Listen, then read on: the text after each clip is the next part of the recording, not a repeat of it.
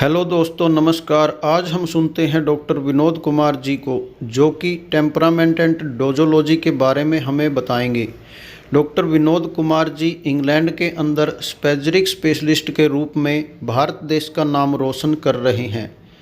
यह long video से short लिया गया है। कंप्लीट वीडियो सुनने के लिए आप स्पेजरिक थेरेपी चैनल को सब्सक्राइब कर सकते हैं। तो आइए शुरू करते हैं। तो दोस्तों, आज हम करते हैं डोज सिलेक्ट करने का तरीका हम ढूंढते हैं। दोस्तों, बहुत सिंपल है। आप हैरान रह जाएंगे कि ये सिस्टम इतना सिंपल है और इतना आसान है और साथ साथ इतना ऑल इन वन सिस्टम है कि आप ये सिस्टम आज के युग में बहुत फिट बैठता है और इसलिए ये सिस्टम आज की जरूरत है।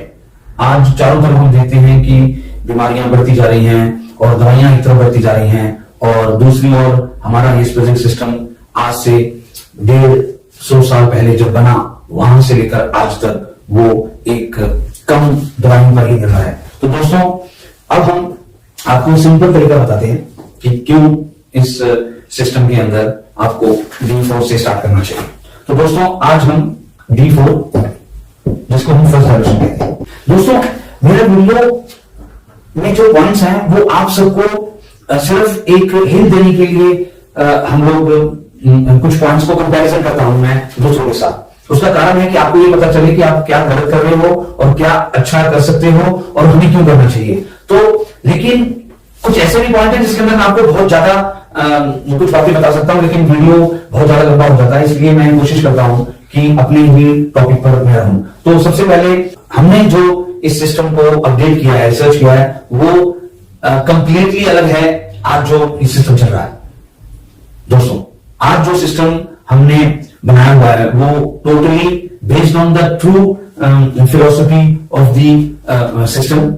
हिस्ट्री वही है, फिलोसफी वही है, और दवाइयां भी वही हैं, डायल्यूशंस भी वही हैं, और टेम्परामेंट भी वही है। सब कुछ सेम है, पर अपडेट करके उसको नई रिसर्च लाके हमने जोड़ा है। अब आपको आपके पास मेल आया, और दोस्तों ये तरीका हमने पिछले कुछ सालों से इंट्रोड्यूस किया और इतना ज्यादा लोगों को पसंद आया, हमारे प्रैक्टिशनर्स को पसंद आया, और यहां तक कि पेशेंट्स, मरीजों को बहुत अच्छा लगा और उन्होंने इस सिस्टम की तारीफ की।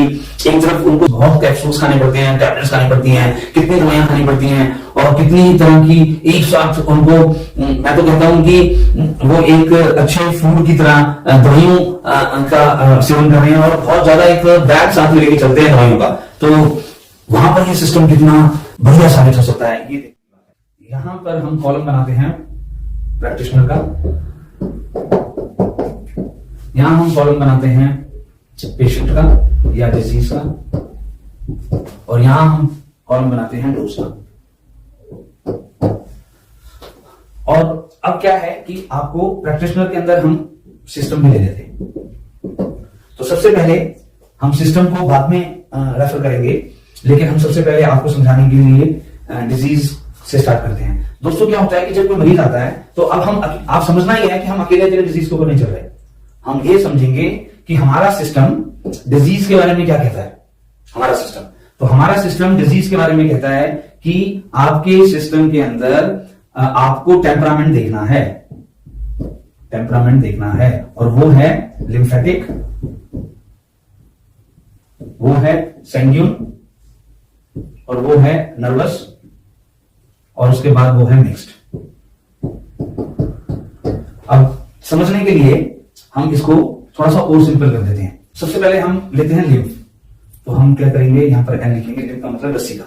ओके, सो हम उसके ऊपर क्या करेंगे कि लिम्फेटिक सिस्टम को हम लस्सी का, यानी कि रस विद्या समझने के लिए। दोस्तों, फिर मैं आपको एक बार याद दिलाता हूं कि हम डीपर वैज्ञानिक ढंग से नहीं जा रहे, वो अलग है। हम सिर्फ आपको केंद्र बिंदु, जो मेन चीजें हैं, वो समझाने की कोशिश कर रहा हूं, ताकि आप जल्दी से अपने पेशेंट को डायग्नोज भी कर सकें और आप उसके बारे में बीमारी को भी समझ सकें और डोज भी सिलेक्ट कर सकें। दूसरा आ जाता है हमारा ब्लड, यानी कि सैंग्यून। सैंग्यून का मतलब होता है रक्त। तो तीसरा आता है नर्वस, माइंड, तंत्रिक विद्या, और समझने के लिए दिमाग, तरंग।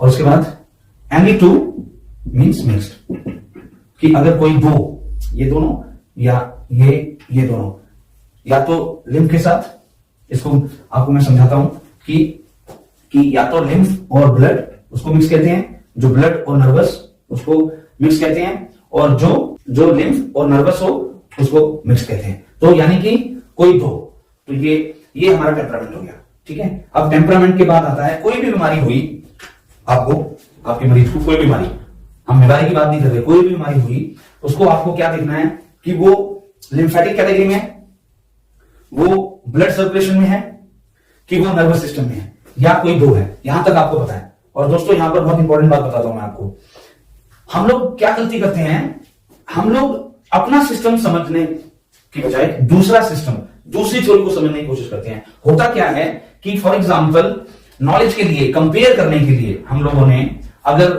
ने फॉर एग्जाम्पल हमारे 3 टेम्परामेंट हैं, स्पेसिफिक के जो टेम्परामेंट्स हैं 3, उनको समझने के लिए आयुर्वेदा या 5 एलिमेंट या होम्योपैथिक या कोई और हमने विद्या एनी सिस्टम के साथ कंपेयर किया। उसके अंदर चाइनीज रख सकते हैं, उसके अंदर आप नेचुरोपैथी रख सकते हैं, उसके अंदर कोई भी सिस्टम रखते हैं। हम लोग इसको जब कंपेयर करते हैं, हमारी रिसर्च, जब हमने जो रिसर्च की, हम क्या करते हैं कि दूसरे सिस्टम के साथ अपने स्पेसिफिक सिस्टम की तुलना करते हैं, और हम लोग जो हमारी थ्योरी है, जो हमारी प्रैक्टिस है, उसको चेंज नहीं करते दोस्तों, ना ही उसके अंदर हम कोई ऐड करते हैं। सबसे बड़ा हमारे अंदर और दूसरों के अंदर क्या अंतर देखने को मिलेगा, आसपास क्या हो रहा है हमारे सिस्टम को, कि हम लोगों ने क्या किया, हमने वही थ्योरी रखी स्पेसिफिक की सिस्टम की, अपने सिस्टम की वही थ्योरी रखी, वही प्रैक्टिस रखी, और फिर हमने सिस्टम के अंदर रिसर्च की और उसके बाद उसको अपडेट किया। ये है हम लोगों ने इसको एक हाईलाइट किया।